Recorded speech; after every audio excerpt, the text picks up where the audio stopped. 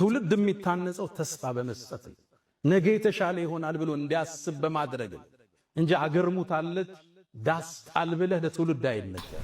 እንደ ድሮ አንዱን ደፍቆ የሚኖርበት ታሪክ አክትሟል፣ ተቀብሯል። አሁን ሁሉ ጋር አቅም አለ፣ ሁሉ ጋር ቁጥር አለ፣ ሁሉ ጋር ጉልበት አለ። ክቡር ጠቅላይ ሚኒስትርን ለተናገሩት ንግግር አመሰግናለሁ። አክሱም ውስጥ ያሉ ሙስሊሞች 30 ኪሎ ሜትር ሄደው እንዲቀበሩ ከተገደዱ የሞቱት የከለከሉት ናቸው፣ ያ ሰውዬ አይደለም ብለዋል። ምን ማለት ነው? ምኒልክ ብለህ ታገዝፈውና ኢማም አህመድ ሲመጣ ደግሞ ግራኝ ሚል ታፔላ ተሰጠዋል። አክሱምን ትመርጥና የሐረርን ግንብ ትረሳለህ። ላሊበላን ታነሳና ሶፍ ዑመር ዋሻን ትዘነጋለህ። ኢትዮጵያ ለኛ ቀልድ አይደለች። ለሌላው ዘፈን ማሻሻጫ ነው፣ ሌላው ስልጣን ማጽኛ ነው፣ ለሌላው የፖለቲካ ካርድ መሳቢያ ነው። ለኛ ግን የነብዩ አደራ ነች። አሰላሙ አለይኩም ወራህመቱላሂ ወበረካቱሁ። ውድና የተከበራችሁ የዛድ ሚዲያ ቤተሰብ እንደምን አላችሁልኝ? እኔ ያለሁላችሁ ዛሬም በድጋሚ በሌላ ቪዲዮ ተመልሰን ተገናኝተናል። ዛሬም እንደተለመደው የተለያዩ ወቅታዊና አነጋጋሪ የሆኑ ቪዲዮዎችን ይዤላችሁ ተከስቻለሁ። እንግዲህ ዛሬም የምናወራው ስለ አክሱም ነው። እንግዲህ የአክሱም ሙስሊሞች ለአራተኛ ዙር ጁማን ሳይሰግዱ አምልጧቸዋል ወይ ደግሞ ጁማን ተከልክለዋል ማለት ነው። ውድ ቤተሰቦቼ ስለሱ ነገር አሁንም የምናወራ ይሆናል ማለት ነው። እንግዲህ የትላንትና ጁማ ደግሞ በየቦታው እንግዲህ ኹጥባውም ስለሱ ነበር። አንዳንድ አነጋጋሪ የሆኑና ብዙዎች እየተቀባበሉ የሚገኙ የትላንትና ኹጥባዎችን የምንመለከት ይሆናል። በተለይ ኡስታዛችን ኡስታዝ ያሲን ኑሩ እንግዲህ በጣም በሚገርም ሁኔታ ኢትዮጵያን ገልጿል ማለት ነው። ኢትዮጵያ ማለት ለኛ በጣም ውድ እንደሆነችና ኢትዮጵያ ማለት አዝማሪዎች እንደሚገልጹት ሳይሆን ኢትዮጵያ ማለት ምን እንደሆነችና ኢትዮጵያ ማለት በምን መልኩ እንደምትገለጽ እንግዲህ ኡስታዛችን ኡስታዝ ያሲን ኑሩ ሐፊዘሁላሁ ወረዓ በትላንትናው ዕለት በኹጥባቸው እንግዲህ የኹጥባቸውን ርዕስ አድርጎ ይዞልን መጥቶ ነበሩ ማለት ነው። የምንመለከት ይሆናል ውድ ቤተሰቦቼ። እስቲ ስለዚህ ቪዲዮ ትንሽ ግልጽ ላድርግላችሁ። ባለፈው ፖስት አድርጌ ነበረ ዩቲዩብ ላይ ይሄንን ፎቶ ማለት ነው። ይሄ ፎቶ እንግዲህ ጉራጌ ክልል ሄደን ነበረ ከወንድሜ አንዋር ጋር እንደዛውም ከቲማችን ሁድሁድ በጎነት ለሁሉም ቲሞች ማለት ነው አንድ ላይ ሆነን ሄደን ነበረ። ይሄን የመሰለ ውሃ ነበረ የተመለከትነው። ማህበረሰቡ የሚጠጣውን ውሃ ነው ይሄ የምትመለከቱት ማለት ነው። ይሄንን ለማየት ነበረ የሄድ ነው ማለት ነው። እዛው እንግዲህ እናቶች ተሰብስቦ ሲቀዱ ምናምን ተመልክተን ነበረ። አንዳንዶቻችሁ እናቴ ናቸው ማሻአላህ ምናምን ያላችሁኝ ያላችሁ፣ አዎ እናቴ ናቸው ማለት እኔ የኢትዮጵያ እናት ሁሉም እናቴ ናቸው። የወለደችኝ እናት ሳትሆን ነገር ግን ለኔ እናቴ ናቸው። የእናቴ እኩያ ለኔ ሁሉም እናቴ ናቸውና አላህ ያቆያቸው። የጉራጌ ትንሽ ከወልቂጤ አንድ 20 ኪሎ ሜትር ርቃ የምትገኘው አካባቢ ነው። ስሟን ረስቻለሁ። እዛ ቦታ ሄደን ነበርና እዛ የቀረጽነው ቪዲዮ በእኔና በአኑን ሚዲያ ወይ ደግሞ በአንዋር ወንድሜ ዩቲዩብ ቻናል ይለቀቅ ተብሎ ነበረ።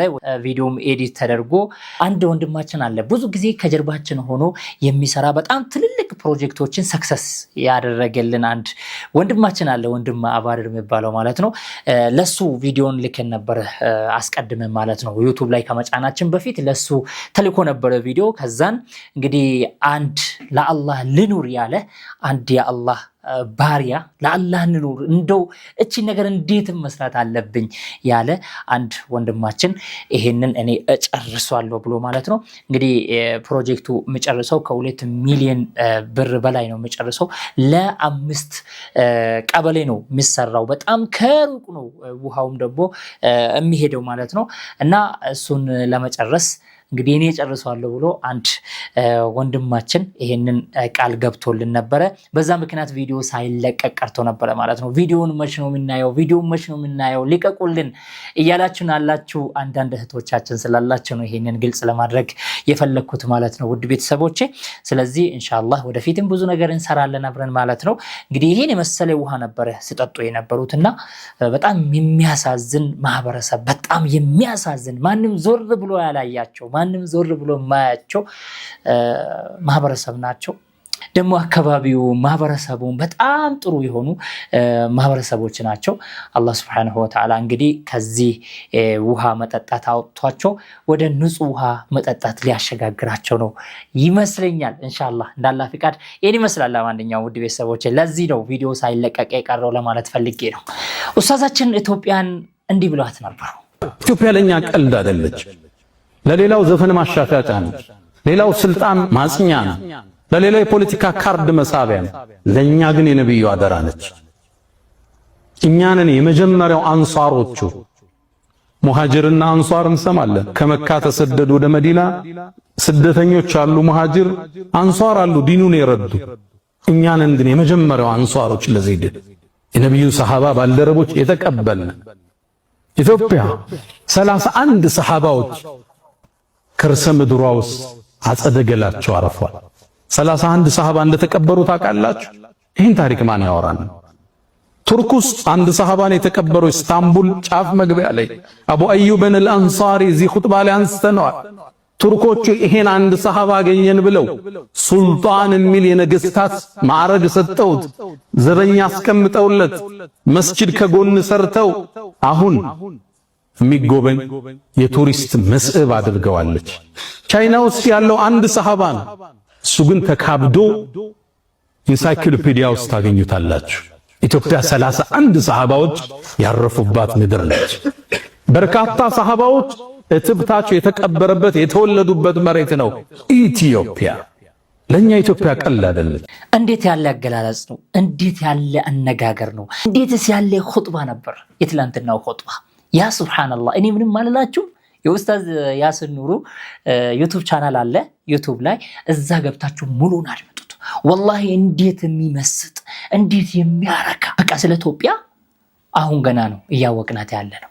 አስባችሁታል? 31 ሰሃቦች ኢትዮጵያ ውስጥ ተቀብሮ እንዳሉ ሌሎቹ አንዳንድ ሰሃባን አገኝቶ ምን ያህል ቦታ እንደሰጡ ለታሪክ ምን ያህል ለቱሪስት እየተጠቀሙበት እንዳለ እኛ ግን 31 ራሳችን ረስተን ነው። በነገራችን ላይ እኔ ማንንም ላይ ጣትን አልቀሰረም ስለዚህ ጉዳይ ማለት ነው። ራሳችን የራሳችን የሆነውን ነገር አውጥተን ማስተዋወቅና ማሳየት ሲኖርብን ዝም በማለታችን ራስን ነው የምወቅሰው። ማንንም አልወቅስም።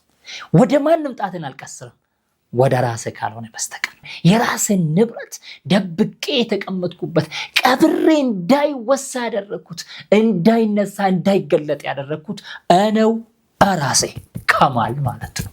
ወደ ማንም ጣትን አልቀሰረም። ትላንትና ስለዚህ ጉዳይ ብናወራ ትላንትና ይህንን ታሪክ አውቀን እንድታይና ሁሉም እንዲያውቅ ብናደርግ ኑሮ ዛሬ በአክሱም ሙስሊሞች ላይ እየደረሰ ያለው በላ እየደረሰ ያለው ፈተና እየደረሰ ያለው በደልና ግፍ ባልደረሰባቸው ነበር።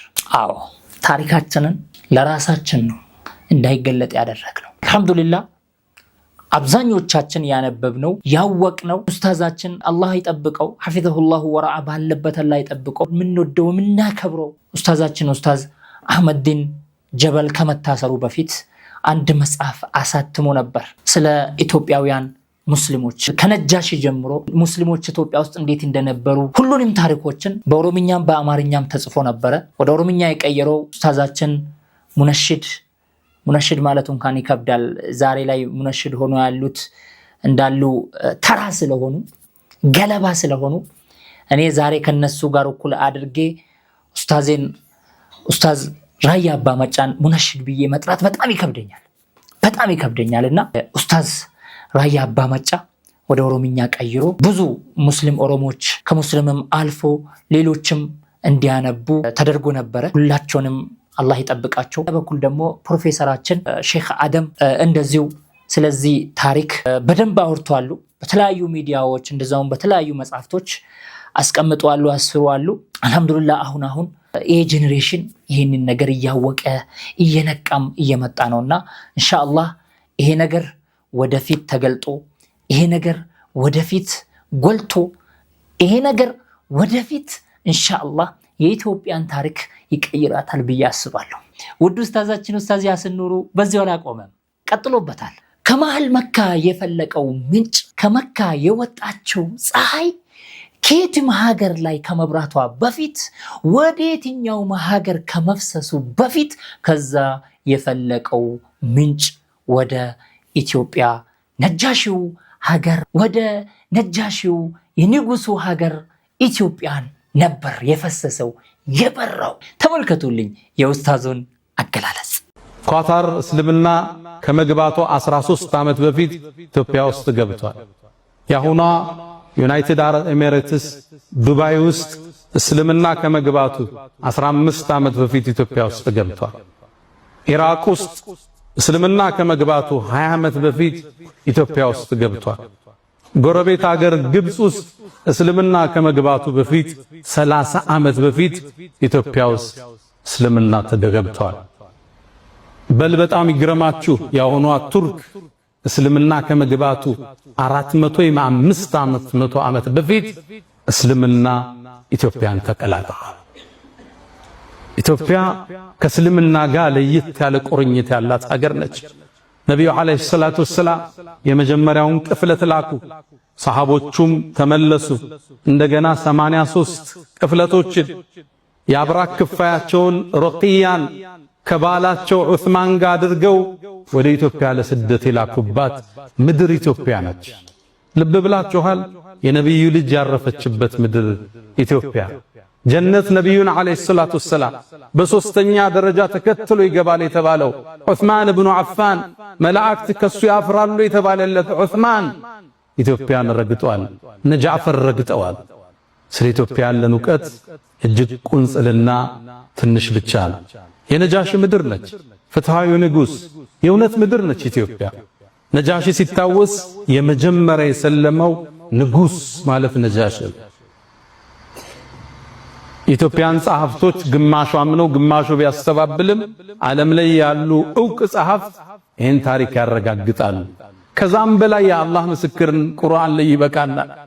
ነቢዩ ዓለይሂ ሰላቱ ወሰላም ዳዕዋቸውን ይዘው ሲነሱ አስተባበሏቸው። ወየቁሉ الذين كفروا لست مرسلا እነዛ ከሃዲያን እኮ አንተ የአላህ ነቢይ መልእክተኛ አይደለህም ይሉሃል። ቁል ብለህ በላቸው ከፋ ሸሂደን በይኒ ወበይነኩም በእናንተ መሃል እኮ ከምስክር በኩል አላህ ይበቃናል በላቸው። ወመን ዒንደሁ ዒልሙል ኪታብ አሊያም ያ ሰውዬም አብሮ ምስክር ይሆናል የመጽሐፉ ዕውቀት ያለው ሰው። ወመን ዒንደሁ ዒልሙል ኪታብ ይሄ ግለሰብ ማን? ሁለት ሪዋያ አለ። አንደኛው መዲና ውስጥ የነበረው ታዋቂው የይሁዶቹ ምሁር አብደላህ ብን ሰላም፣ ሁለተኛው ነጃሺ ነው የሚል ተፍሲር አለ። አላህ ለነብዩ ነብይነት ምስክር ራሱን ጠርቶ ከዛ ማስከትሎ ነጃሺን የጠቀሰለት የተከበረ ንጉስ። ነጃሺ አለይሂ ሰላም ሲሞት አላህ በወህይ ለነብዩ ነግሯቸው፣ እሱ የሞተው ኢትዮጵያ ውስጥ ነው፣ ነብዩ ያሉት መዲና ውስጥ ነው። በወህይ ተነግሯቸው ዛሬ ደግ ወንድማችሁ ነጃሺ አልፏልና ሶላተል ጋይብ እንስገድበት ብለው የሩቅ ሶላት የተጀመረበት ዛሬ ይሄን መስጊድ በሰየምንለት ታላቁ ንጉስ በነጃሺ ነበር። ሪድዋኑላሂ ዐለይሂ ወዐላ ሰሐበቲ አጅማዒን። ነቢዩ ሙሐመድ ሰለዋቱ ረቢ ወሰላሙሁ ዐለይሂ ወደ ሀበሻ ያኒ ወደ ኢትዮጵያ ሄዱ። እዛ ማንንም የማይظልም ظልምን የማያቅ ወደ አርዱ ስድቅ ወደዛ ሄዱ ብሎ ነቢዩ ዐለይሂ ሰላቱ ወሰላም ሰሐበቱል ክራሚን ወደዚህ ልካሉ፣ ወደ ነጃሺ። ኢትዮጵያ እንደዚህ አይነት ሀገር ነበረች። ኢትዮጵያ እንደዚህ ያለች ሀገር ነበረች። ኢትዮጵያ የአዝማሪዎች ገንዘብ መሰብሰቢያ ከመሆኗ በፊት፣ የአዝማሪዎች ገንዘብ መለቃቀሚያ ከመሆኗ በፊት ኢትዮጵያ እንደዚች ያለች የተከበረች ሀገር ነበረች። እንደዚች ያለች የተከበረችና የተወደደች የተወደሰችም ሀገር ነበረች የኛው ኢትዮጵያ።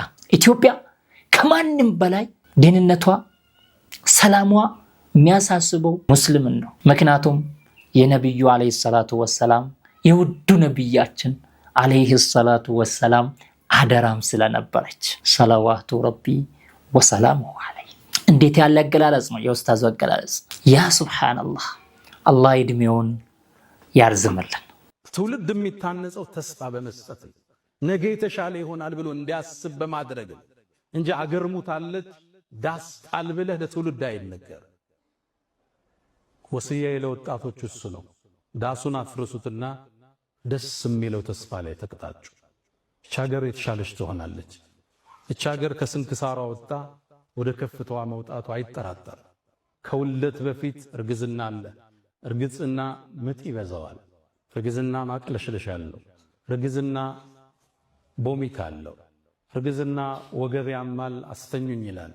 እቺ ሀገር በምታደርገው የግንባታ ጉዞ ውስጥ ስንክሳሮች አይጠፋትም። ሙእሚን ግን የነገውን ብርሃን አሁን ላይ ቆሞ የሚያማትር ማለት ነው። ትውልድን አገር ፈርሳለች ዳስህን ጣል ተብሎ አይገነባ። ይሄ ማህበራዊ ሳይንስን የማያውቁ ግለሰቦች ናቸው። ትውልድ እንዴት እንደሚነታነጽ የሊደርሺፕን ሳይንስ የማያውቁ ገጣሚዎች፣ አዝማሪዎች ናቸው ይሄን የሚሉት። ብዙ ጊዜ ችግሩ ምንድነው? ታዋቂ ሰው ስትሆኑ ማህበረሰብን አትቀላቀሉ። ይሄ ፈተና ይገጥመናል። እኔ ሁሌ እላለሁ ለጓደኞቼ ከእስር በፊት ያለው እኔና ከእስር በኋላ አንድ አይደለም። እስር ቤት ውስጥ ስትገባ ሁሉም ብሔር ስታገኝ ዱርዬውን፣ ባለሀብቱን፣ ኦሮሞውን፣ አማራውን፣ ጉራጌውን አብረህ ስትኖር ስትበላ የኖረኝ ስዕል ግንዛቤና ከዛ በፊት የነበረኝ አንድ አይደለም። ስትቀላቀለው ማህበረሰቡን በትክክል እቺ ምድር ታውቃታለህ፣ ኢትዮጵያን ትረዳታለህ። ኢትዮጵያ የነብዩ የኛ አደራ ነች። ኢትዮጵያን መጠበቅ፣ ሰላሟን መጠበቅ፣ የጉርብትናን ሐቅ መጠበቅ፣ ለዚች ሀገር እድገት ቅድሚያ ተሰላፊ መሆን የነብዩን አደራ ከመጠበቅ ነው። ኢትዮጵያን ካልነኳችሁ አትንኳት። እሷ የእውነት ምድር ነች። እሷ ውስጥ ሰው የማይበደልበት ፍትሃዊ ንጉሥ አለ። እንድች የተባለች ምድር የለችም ዓለም ላይ። ኢትዮጵያ የነብዩ አደራ፣ የሰሃቦቹ ውርስ፣ እትብታቸውም አጸደ ቀላቸውም ያረፈችባት ታላቅ ምድር ኢትዮጵያ። እኛ አንድ ከሆነ እንዴት ያለ አገላለጽ ነው ማማያ! እንዴት የሚያረካ እንዴት የሚመስጥ! ያሰላም ያሰላም! ገንዘቡን ለመለቃቀም ብሎ የሚያመጡት ግጥም ነው። ዳስጣል ይላል። ዳስጣል አባ ዳስጣል።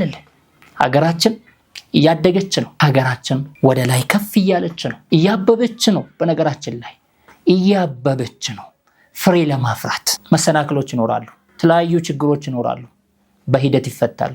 ይሄን ማወቅ አለባቸው። ዳስጣል አለ ዳስጣልለት በሉ። ኢትዮጵያን ቀድሞ ስለገባው ሃይማኖትም ተናግረዋል። የትኛውም ሃይማኖት የትኛውም እምነት ቀድሞ ገባ የሚባል እምነት የለም ብለዋል ኡስታዛችን ኡስታዝ ያሲን ኑሩ። ኬፍ እንዴት ነው ይሄንን ግልጽ ያደረጉልን? ተመልከቱ። እዚህ ሀገር ቀድሞ የገባው ማን ነው? ክርስትና ወይስ እስልምና? ከሰሜኑ አካባቢ ክርስትና ቀድሟል። አዲስ አበባን ይዞ ወደ ታች ደግሞ እስልምና ቀድሟል። ምኒልክ ግዛታቸውን አስፋፍተው ሐረርን፣ ጅማን ከማቀፋቸው በፊት ጅማ እኮ እስላማዊ ሀገር ነች። ሀዲያ እኮ እስላማዊ ሀገር ነች። ሐረር እኮ እስላማዊ ሀገር ነች። የእስልምና የመገበያያ ሳንቲም ያላት ሀገር ነች። የራሷ ጦር ያላት ክፍለ ጦር ያላት ሀገር እኮ ነች። እሷን ስታቅፋት እስልምና ቀድሞ ነበር እዛ ውስጥ። ስለዚህ አዲሷ ኢትዮጵያ ውስጥ የሆነ ቦታ ላይ ቀድሞ ይገባል፣ የሆነ ቦታ ደግሞ ቀድሞ ሌላ ሃይማኖት ገብቷል። የሁለቱ ውህደት ነች። የሚያዋጣን አንድ ነገር ብቻ ነው፣ መደመር፣ መሰላሰል፣ መሰባጠር፣ አብሮ መጓዝ፣ መጣመር ብቻ ነው። መሰላል እንደምታውቁት ወደ ከፍታ ስንወጣ ሁለት ቋሚዎች አሉት፣ በርካታ ግድሞች አሉት። መሰላል ከዚህ ነው የሚሰራው። አንዱ ብሔር ከሌላኛው ብሔር ጋር፣ አንዱ ሃይማኖት ከሌላው ጋር ተሰናስኖ ነው ወደ ኢትዮጵያ ብልጽግና ከፍታ መውጣት የምንችለው። አንዱን ጥለህ አንዱን አንጠልጥለህ የኢትዮጵያን ህዳሴ ማረጋገጥ አንችል። ሁሌም መጠላለፍ መጠፋፋት ብቻ ነው። እንደሮ አንዱን ደፍቆ መኖርበት ታሪክ ቀርቷል፣ አብቅቷል፣ የለም ብሏል። እንደ ድሮ አንዱን ደፍቆ የሚኖርበት ታሪክ አክትሟል፣ ተቀብሯል። አሁን ሁሉ ጋር አቅም አለ፣ ሁሉ ጋር ቁጥር አለ፣ ሁሉ ጋር ጉልበት አለ።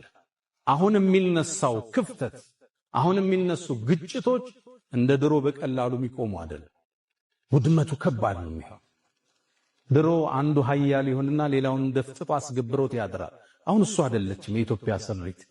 ሁሉም አቅም መስርቷል። እንደ ድሮ ልደፍቀዋቸው ኢትዮጵያን ወደ ማትወጣበት ቀውስ ውስጥ ነው ከተናት የምናልፍ። በዓለማችን የቦክስ ታሪክ ውስጥ ረጅም ዙር የፈጀ የሚባል ቦክስ አለ። በ1893 የተካሄደ 7 ሰዓት ነው የፈጀ። 110 ዙር ነው የተፋለሙት። ፎቶዎችን ብታያቸው ሁለቱም ደም ለብሰዋል፣ አሸናፊውም ተሸናፊው። እንዲህ አይነት ዙር ነው ኢትዮጵያ ውስጥ የሚከሰተው። አንዱን ቶሎ ደፍቆት የሚቆም ፍልም አይደለም ይሆን። አንዱ ሲነሳ አንዱ ሲመረቅዝ እችን ሀገር እንዳልነበረች እናደርጋታለን። እሱ እናንተን ላይ ያሳስባችሁ ይችላል። እኛ ግን ኢትዮጵያ ታሳስበናለች። የነብዩ አደራ ስለሆነች አለይሂ ሰላቱ ወሰላም።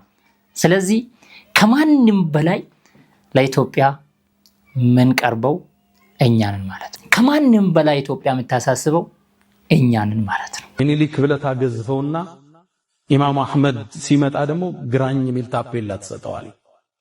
አክሱምን ትመርጥና የሐረርን ግንብ ትረሳለህ። ላሊበላን ታነሳና ሶፍ ዑመር ዋሻን ትዘነጋለህ። ሶፍ ዑመር ዋሻ በዓለም ዩኔስኮ የተመዘገበ ትልቅ ታሪካችን ግን ሶፍ ዑመር አህመድ ስለሚባሉ የታሪክ ክፍል ታረጋቸው አልፈለግ። በርካታ ዑለማዎች የወጡበት ያ ዋሻ ዓሊሞች የፈለቁበት ነው። በበርካታ ቋንቋ ኪታቦች የተቀራበት ዋሻ ነው። ግን የታሪክ ፓርት ልታረገው አልፈለግ። እሱ ዘለኸው አልፋ ልትዘለው ደግሞ ያልቻልከውን ታጨላለመዋለህ። ዲሞናይዜሽን። በዚህ መልኩ ሀገር አትሰራ። ታሪክ 3 ነገሮች ላይ ይነጥራል። የመጀመሪያ ሂስቶሪካል ፊገር ይባላል። ግለሰቦች አሉ የሚታወቁ የሚነሱ። ሁለተኛው ሂስቶሪካል ኢቨንት አለ፣ የተከሰተ ክስተት አለ እንደ አድዋ አይነት እንደ ሌሎች። ሶስተኛው ሂስቶሪካል ፔሪድ አለ፣ ጊዜ አለ። ሶስቱም ግን ቅድም ባልኳቸው የምርጫ ዘይቤ ተመርጦ የኢትዮጵያ ታሪክ ምንድነው ስትል እየተዘለለ እየተመረጠ የተወሰኑ ሰዎች ብቻ የሚታወሱበት ሌሎች የተደፈቁበት ሀገር መሰረት። ይሄ የታሪክ ትርክትና አስተሳሰብ ነው ዛሬ አክሱም ላይ ያሉ ወንድሞቻችንን መከራ ያበላቸው ያለ። አክሱም የኢትዮጵያ ክፍል ነች። መጀመሪያ እስልምናን የተቀበለ ምድር ነው። ሙስሊሞች እዛው ተወልደው ቋንቋቸው እዛው እትብታቸው እዛው ተቀብረው ዛሬ ለመቀበር 30 እና 50 ኪሎ ሜትር ከከተማዋ መውጣት ይተበቀባቸዋል። ለምን ስትላቸው አክሱም ዳግማዊ ኢየሩሳሌም ነች ይለዋል። እሺ ኢየሩሳሌም እስራኤል ውስጥ መስጂድ አለ፣ ሙስሊሞች አሉ፣ ሙስሊሞች ይከበራሉ ዋናው ቦታ ላይ። እዚህ ለምን ከለከልካቸው? ሕገ መንግስቱ የሃይማኖት ነፃነትን አውጇል። አንተ ለምን ነፈካቸው? አክሱም ውስጥ መጠጥ ቤቶች አሉ፣ ሺሻ ቤቶች አሉ፣ ይጠጣል፣ ይጨሳል። ሶላት ያው ሙስሊሞች የመርየምን ቅድስነት የተቀበሉ የኢየሱስን ነብይነት ያጸደቁ ክርስቲያኖችን የመጽሐፍ ሰዎች ብለው ያሉት ሙስሊሞች መጠጥ ከሚጠጡ ተራቁበት። ሙስሊሞች እዚህ ሀገር ውስጥ ከእንደዚህ አይነት ቆሻሻ ከእንደዚህ አይነት ተራ ነገር በታች ነው የተደረጉት። ከመጠጥ ቤት ከሚጠጡት ሰዎች፣ ዝሙት ከሚሰሩት በታች ተደርገን ነው የምንቆጠረው። ታውቃላችሁ ሙስሊሞችን ጨብጦ እጃቸውን የሚታጠቡ ሰዎች እንዳሉ ታውቃላችሁ ወይ? ሙስሊም ሲባል መስማት የማይፈልጉ ሰዎችን ታውቃላችሁ እንዳሉ ታውቃላችሁ? ከውሻ በታች አድርጎ ሙስሊሞችን የሚቆጥሩ ሰዎች እንዳሉ ታውቃላችሁ? ሙስሊሙ የበላበት ዕቃ ተብሎ በተደጋጋሚ የሚያጥቡ ሰዎች እንዳሉ ታውቃላችሁ ወይ? ለማንኛውም ኡስታዙ በዚህ አላቆሙ ቀጥሎበታሉ። ክቡር ጠቅላይ ሚኒስትራችን ዶክተር አብይ አህመድ ስለ አክሱም የተናገሩትን ነገር አንስቶ አመስግኗል። ክቡር ጠቅላይ ሚኒስትርን ለተናገሩት ንግግር አመሰግናለሁ። አክሱም ውስጥ ያሉ ሙስሊሞች 30 ኪሎ ሜትር ሄደው እንዲቀበሩ ከተገደዱ የሞቱት የከለከሉት ናቸው፣ ያ ሰውዬ አይደለም ብለዋል። ዛሬ አክሱም ላይ ያሉ ወንድሞቻችንን መከራ ያበላቸው ያለ። እንግዲህ ክቡር ጠቅላይ ሚኒስትራችን ይሄንን ብሎ ዝም ማለት ብቻ ሳይሆን በእሳቸው ዘመን እሳቸው ኢትዮጵያን በመሩት ዘመን ይሄ ለውጥ ታሪካዊ የሆነ ለውጥ አክሱም ውስጥ መምጣት አለበት ብዬ አስባለሁ። ሌላ ቦታ ላይ የተለያዩ ለውጦችን እያመጡ በርሶ ሰበብ እየመጣ እንዳለ ሁሉ እዛ ሀገር ላይም ለሙስሊሞች ሊመጣላቸው ይገባል፣ አስቡበት ይላሉ። ይህን መሳል ውድ ቤተሰቦቼ፣ ለማንኛውም በሌላ ቪዲዮ ተመልሰን የምንገናኝ ይሆናል። እስከዛ ባላችሁበት ሰላም ሁኑልኝ። የኡስታዙን ቪዲዮ እንግዲህ ተቆራርጦ ነው እኔ ያሰማችሁ። እናንተ ደግሞ ሙሉውን እንደወረደው መስማት ትችላላችሁ ማለት ነው። በሌላ ቪዲዮ ተመልሰን የምንገናኝ ይሆናል። ሰላም ሁኑልኝ። ወዳችኋለሁ። ወሰላሙ አለይኩም ወራህመቱላሂ ወበረካቱሁ።